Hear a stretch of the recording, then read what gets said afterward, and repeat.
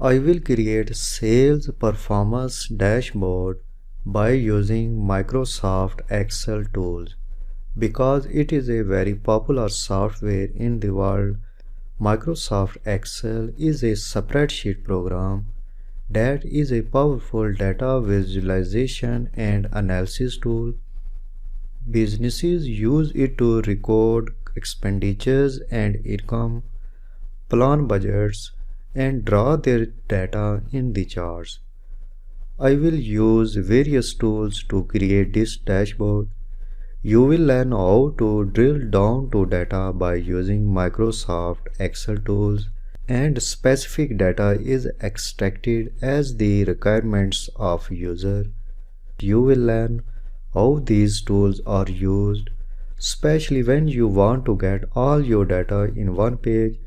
You will learn various techniques and tricks as well as how text boxes are added in the spreadsheet and how numerical values are extracted in the text box from the data source.